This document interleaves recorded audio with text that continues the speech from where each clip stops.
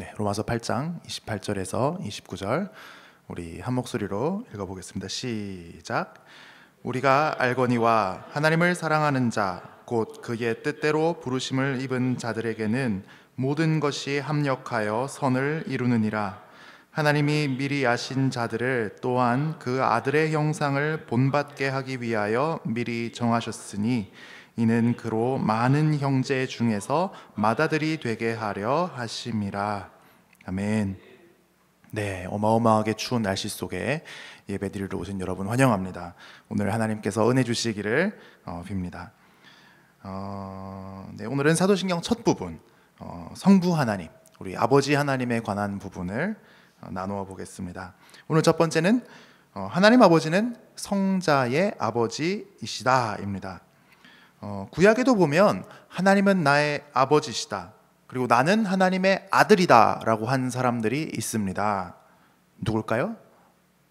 구약에서 누굴까요? 네, 바로 하나님 나라 이스라엘의 인간 왕들입니다. 네, 시편 2편에 보면요, 내가 나의 왕을 내 거룩한 산 시온에 세웠다 하리로다. 내가 여호와의 명령을 전하노라. 여호와께서 내게 이르시되 너는 내 아들이라. 오늘날 내가 너를 낳았도다. 이런 식으로 얘기를 하죠.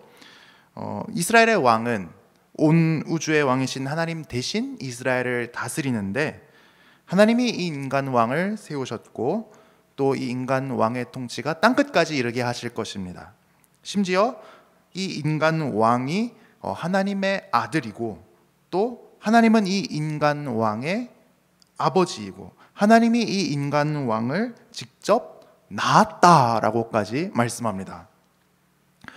다윗 같은 왕을 생각해 보면 다윗이 다윗 되기까지 얼마나 긴 그 연단의 과정을 거쳤습니까? 하나님께서 다윗을 낳으시는 과정이었죠. 비유적인 표현이라는 것을 알 수 있습니다. 또 이 시편 2편의 실마리를 사무엘하 7장에서도 찾아볼 수 있는데요. 거기서 다윗이 이제 성전을 짓겠다고 했을 때 하나님이 금지하시죠. 그 대신 다윗의 아들 솔로몬을 이렇게 축복하셨습니다. 나는 그에게 아버지가 되고 그는 내게 아들이 되리니 그가 만일 죄를 범하면 내가 사람의 매와 인생의 채찍으로 징계하려니와.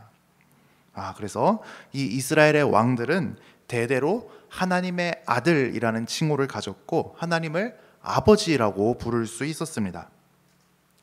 그런데 예수님이 갑자기 나타나셔서 하나님은 내 아버지시다, 나는 하나님의 아들이다 이렇게 주장하는 것은 이건 좀 큰 논란거리였습니다. 왜냐하면 예수님은 일단 사람들이 볼 때 왕이 아니잖아요. 예수님 직업은 목수였습니다.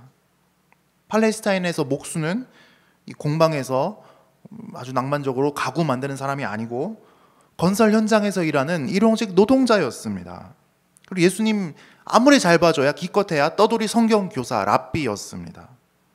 그런데 예수님이 갑자기 자기는 하나님의 아들이고 하나님은 자기 아버지라고 하니까 아니 이런 정신이 이상한 사람이 다 있나 하면서 이제 종교 지도자들, 정치 지도자들이 다 싫어했습니다. 그런데 심지어 예수님은 하나님이 비유로만 자기 아버지가 아니고 하나님은 진짜 자기 아버지고 자기는 유일한 하나님의 진짜 아들이다라고 주장을 했습니다. 요한복음 3장 16절 같은 데 보면 하나님이 세상을 이처럼 사랑하사 독생자를 주셨으니 이는 그를 믿는 자마다 멸망하지 않고 영생을 얻게 하려 하심이라. 사람의 아들은 사람이죠. 소의 아들은 소죠. 그러면 하나님의 아들이라는 말은 자기가 신이다, 나는 하나님이다 라고 얘기를 하는 겁니다. 시골 나사렛 목수 출신의 무학력자에다가 집안도 별 볼 일 없는데 자기는 진짜 하나님 아들이고 자기는 신이다 이렇게 주장을 하니까 이제 신성 모독죄에 걸려가지고 십자가에 못 박혀 죽게 된 것이죠. 이게 구약 성경만 봐도 구약 이스라엘 백성들이 사도신경처럼 늘 암송하던 말씀이 있습니다. 이스라엘아 들으라, 우리 하나님 여호와는 오직 유일한 여호와시니. 하나님은 한 분, 유일한 분이신데 어떻게 하나님 아버지가 있고 하나님 아들이 있단 말입니까? 이 유대 종교 지도자들은 이거는 신성 모독이다. 이 사람은 없애버려야 된다. 이렇게 생각했습니다. 물론 우리는 하나님이 이제 삼위일체이신 것을 압니다. 근데 그래도 문제는 남아 있습니다. 만약에 하나님이 세 위격으로 계시면 그러면 그냥 첫 번째 하나님, 두 번째 하나님, 세 번째 하나님 이렇게 세 분이 계시다. 이렇게 하면 될 것을 왜 굳이 아버지 하나님, 아들 하나님 이런 이름을 붙이느냐는 것이죠. 아버지 하나님이면 그 아버지 하나님이 뭐 아들 하나님을 산부인과 가서 낳기라도 했단 말입니까? 그러면 뭐 어머니 하나님은 어디 있죠? 그래서 이 아버지 하나님과 그 아들 하나님의 관계를 영원한 출생이라고 부릅니다. 이런 걸 한번 따라해 볼까요? 영원한 출생. 네. 바로 창세 전에. 그러니까 시간이 창조되기도 전인 영원 전부터 아버지 하나님은 아들 하나님을 영원히 낳으시는 관계에 있다라는 가르침입니다. 생각해 보십시오. 저희 집에 아기가 있잖아요. 저희 집 아기가 태어나기 전에는 저는 아버지였습니까? 아버지가 아니었습니까? 아니었죠. 헷갈리세요? 네, 아니었어요. 저는 목사였죠. 그리고 남편이었죠. 남성이었죠. 이런 정체성은 가졌지만 아버지는 아니었습니다. 아기가 태어난 다음에 저는 아버지가 됐습니다. 그러니까 인간은 자식을 낳아야 그때부터 아버지가 됩니다. 그런데 하나님 아버지는 영원히 아버지이십니다. 아버지 하나님은 아들 하나님을 영원히 낳으시는 관계에 있기 때문입니다. 이거를 이제 영원한 출생이라고 하는데요. 좀 많이 헷갈리죠? 네, 빨리 지나갈 거예요. 영원한 출생은 확실히 인간이 자식을 낳는 거랑은 좀 다릅니다. 일단 인간은 남녀가 있어야 자식을 낳을 수 있죠. 근데 이 하나님의 영원한 출생은 그냥 아버지 하나님과 아들 하나님 두 분만의 관계입니다. 그리고 아기가 태어나면 원래는 조그만하고 힘도 없고 그 나이도 어리잖아요. 그죠? 그런데 아버지 하나님과 아들 하나님은 영원 전부터 똑같이 영원한 하나님입니다. 나이가 똑같이 영원입니다. 똑같이 최고로 능력이 많습니다. 그리고 삼위일체이셔서 동일 본질이신 완전하신 하나님, 두 분 다 완전한 하나님이시니까요. 이런 식으로 영원한 출생은 인간의 출생과는 많이 좀 다르긴 합니다. 하지만 우리 인간이 그 어머니 아버지로부터 태어나고 또 우리가 자식을 낳는다는 것, 이 자체가 우리가 하나님의 형상이라서 그 하나님의 영원한 출생을 닮았기 때문에 우리가 자식을 낳고 또 어머니 아버지부터 태어나게 된 것이죠. 그래서 이 부모 자녀의 관계 속에서 우리는 부모가 되기 때문에 그 하나님의 마음을 더 많이 깨닫습니다. 왜냐하면 하나님 형상이니까요. 그리고 우리가 또 자녀로서 부모님을 공경해야 하기 때문에 하나님 공경하는 법을 또 많이 배우기도 합니다.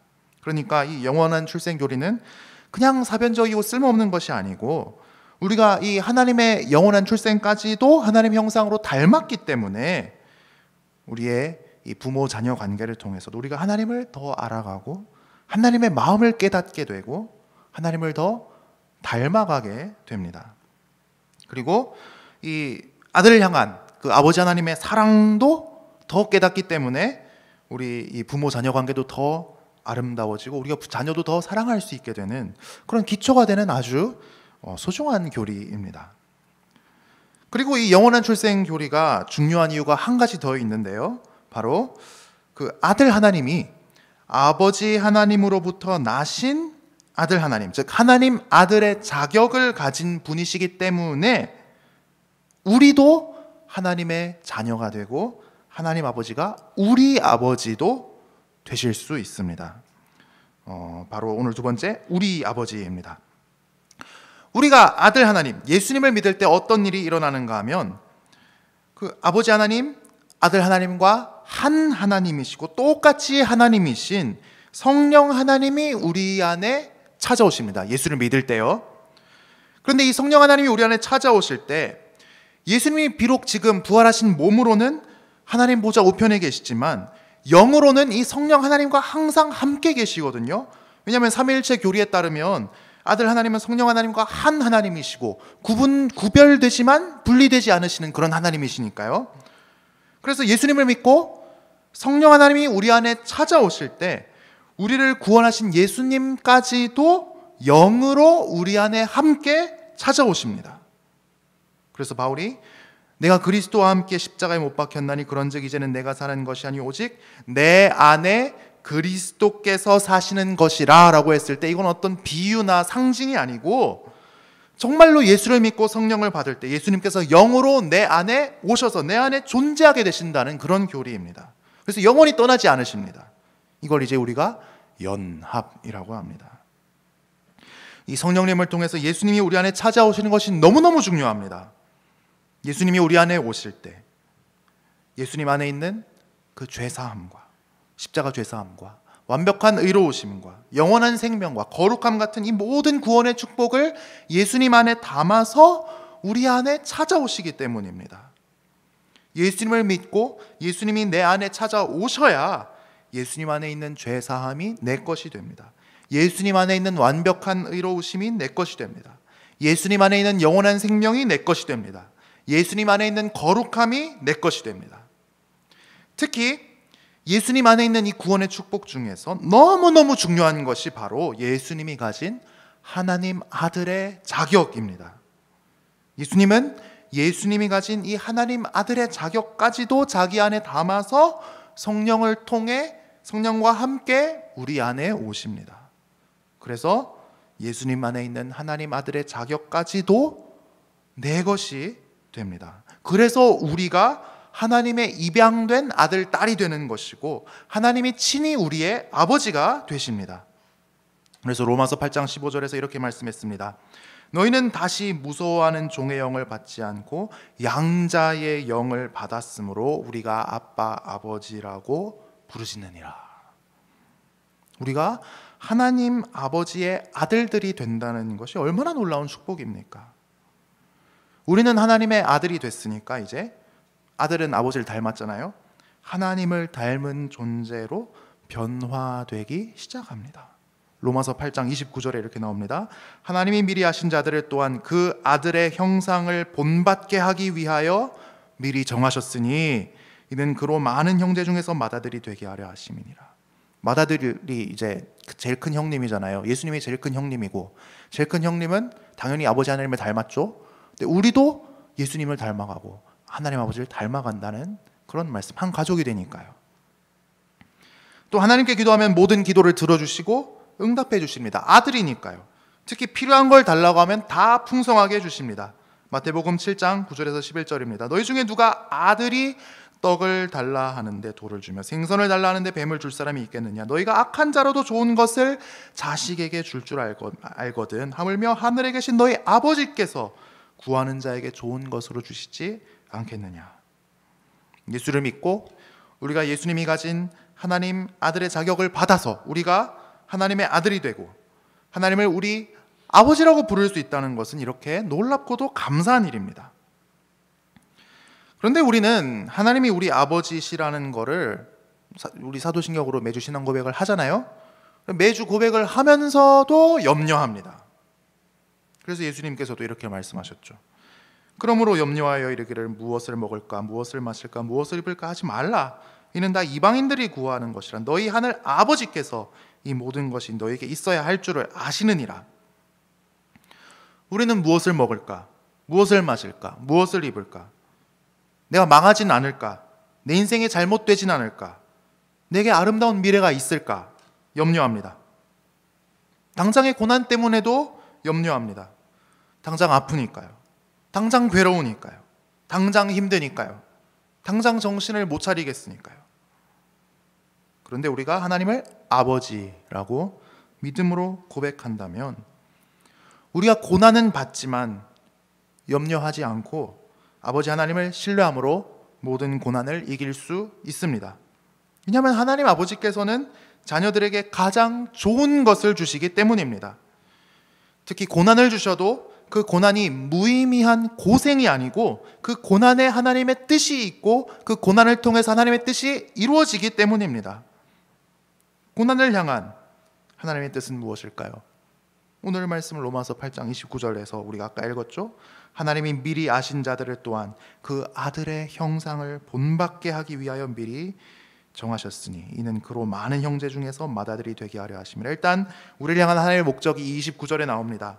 하나님 아들이신 예수님의 모습을 본받게 되는 것입니다. 우리를 예수님 모습으로 하나님께서 점점점 변화시키시는 것입니다. 그런데 그 변화시키시는 수단이 무엇인가 보니까 로마서 8장 17절에 나옵니다. 자녀이면 또한 상속자 곧 하나님의 상속자요 그리스도와 함께한 상속자니 우리가 그와 영광을 함께 받기 위하여 고난도 함께 받아야 할 것이니라. 고난입니다. 예수를 믿고도 고난은 있습니다. 우리는 연단을 받습니다. 우리 안에 있는 이 죄의 찌꺼기를 용광로에 넣어서 다 태워버리고 우리를 깨끗한 정금이 되게 하는 것이 하나님의 뜻이기 때문입니다. 하지만 이때도 우리는 전능하사 천지를 만드신 하나님 아버지를 내가 믿사오며 하나님은 예수님의 아버지이시기도 하지만 나의 아버지이시기도 합니다. 이렇게 고백을 하면서 끝까지 하나님을 의지할 수 있습니다. 하나님은 선한 내 아버지시니까요.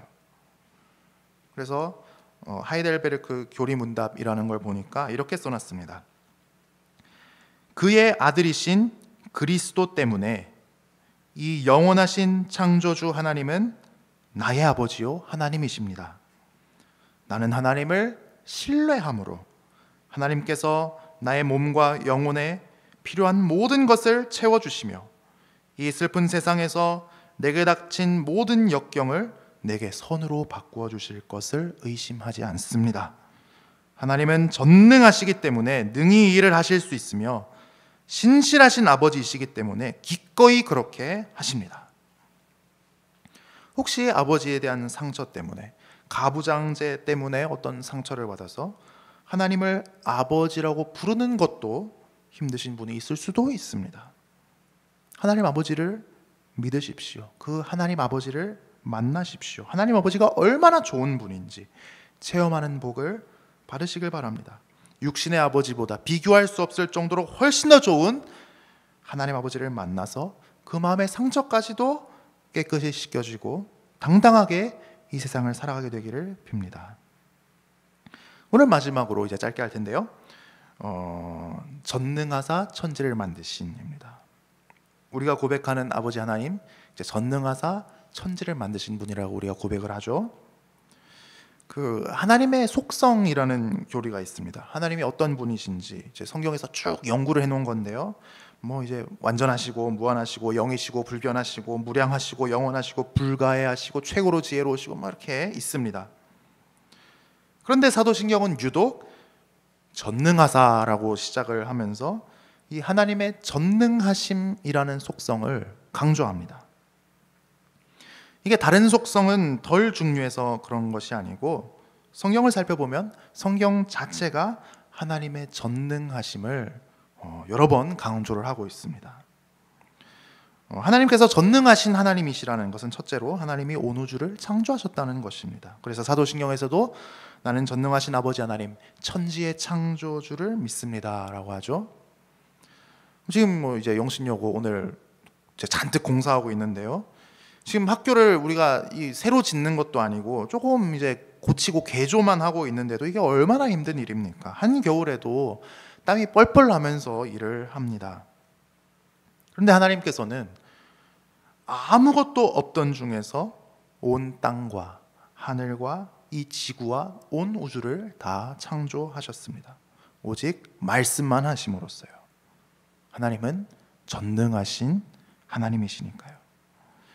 둘째로 하나님이 전능하시다는 것은 하나님이 온 우주의 주인이시고 온 우주를 다스리는 왕이시라는 뜻입니다. 뭐 어린이가 차력으로 토끼 인형만 만들어도 그걸 자기 거라고 합니다. 자기 공이 들어갔다는 것이죠. 근데 그 아이가 차력까지 만들었나요? 아니잖아요. 근데 자기가 뭐 좀만 해서 좀 바꾸기만 해도 그건 자기 거라고 이렇게 합니다. 그런데 하나님은 무에서 유를 창조하셨습니다. 온 우주가 그러니까 다 하나님의 것입니다. 하나님의 소유입니다. 하나님이 주인이십니다. 그리고 하나님은 지금도 저 멀리서 팔짱만 끼고 우주를 그냥 보고만 있는 게 아니고 지금도 이 우주가 유지되도록 일하시고 이 우주 가운데 하나님의 뜻이 이루어지도록 일하고 계십니다. 하나님은 온 우주를 다스리는 왕이신 것입니다. 셋째로 하나님이 전능하시다는 것은 그 하나님의 언약을 반드시 이루신다는 것입니다. 하나님은 온 우주의 왕이시고 온 우주를 하나님 나라로 창조하셨는데 우리 인간은 하나님께 반역하고 왕이신 하나님을 버리고 스스로 왕이 되어버렸습니다. 그 결과 우리 인간은 죄벌, 죽음을 당하게 되었고 이 세상도 파괴되고 말았고 인간의 죄에 중독되어서 폭력과 불의가 죄가 온 세상에 가득하게 되었습니다. 하나님은 이런 세상 가운데 하나님의 나라의 왕 예수님을 보내셔서 우리를 구원하시고 앞으로 우리가 영원한 생명을 얻게 하시고 온 우주를 새 하늘과 새 땅으로 만드실 계획을 지금도 이루어가고 계십니다. 지금도 하나님은 하나님의 구원이 이 세상 속에 우리의 삶 가운데 일어나도록 일하고 계십니다. 말씀을 주시고 복음이 전해지게 하시고 사람들의 마음을 변화시키시고 교회가 세워지게 하시고 교회 하나님의 능력이 나타나게 하시고 우리가 세상 속에서 복음을 위해서 분투하게 하십니다. 하나님은 이 하나님의 언약을 성취하는데 반드시 성공하실 것입니다. 전능하신 하나님이시니까요. 우리가 하나님의 전능하심을 믿는다면 우리는 하나님의 뜻과 계획에 따라 우리 삶을 다시 디자인해야 할 것입니다. 복음을 위해 주님을 위해 수고하는 인생을 살도록 말입니다. 우리 눈에 보이는 현실이 어떤지는 중요하지 않습니다. 심지어 내가 하나님을 위해 살 때 성공할지 실패할지도 중요하지 않습니다. 실패한다면 십자가를 지고 죽으면 될 따름입니다. 하나님은 우리를 다시 부활시키시고 영생을 주시고 새하늘과 새 땅에서 주와 함께 다스리는 왕들이 되게 하실 것입니다. 전능하신 하나님의 뜻과 계획, 이 하나님 나라가 다시 세워지게 하시려는 하나님의 언약은 반드시 이루어질 것입니다. 우리가 이 아버지 하나님을 믿고 이 아버지 하나님이 이제 우리의 아버지시라는 사실은 너무나도 좋은 일입니다. 나는 전능하신 아버지 하나님, 천지의 창조주를 믿습니다 라고 우리가 고백할 때마다 하나님께서 우리 모든 기도에 응답해 주시는 역사가 일어나기를 축복합니다. 하나님 아들의 모습으로 우리가 변화되는 능력이 임하기를 축복합니다. 모든 고난을 이길 능력이 임하게 되기를 주님의 이름으로 축복합니다. 우리 함께 기도하겠습니다. 하늘에 계신 우리 아버지, 우리의 아버지가 되어주셔서 감사합니다. 우리는 전능하사 천지를 만드신 하나님이 우리 아버지라고 고백하면서도 염려했습니다. 하나님의 사랑과 선하심을 의심했습니다. 우리에게 당신의 독생자를 보내주시고 우리 대신 죽게 하시고 독생자 예수님 안에 있는 모든 구원의 복을 우리에게 주신 하나님 아버지의 사랑을 우리가 믿을 수 있게 하여 주시옵소서. 하나님을 사랑하는 자들 곧 그 뜻대로 부르심을 입은 자들에게는 모든 것이 합력하여 선을 이루게 하시는 하나님의 사랑을 우리 삶 속에서 매일매일 체험하게 하여 주시옵소서. 우리를 하나님의 맏아들 예수님을 닮은 자들로 변화시켜 주시옵소서. 예수님 이름으로 기도합니다. 아멘. 우리 함께 축도하도록 하겠습니다. 지금은 우리 주 예수 그리스도의 은혜와 하나님의 크신 사랑과 성령의 교통하심이 사랑하는 빛소금 광염교회 모든 성도 머리 위에 영원히 함께할지어다. 아멘.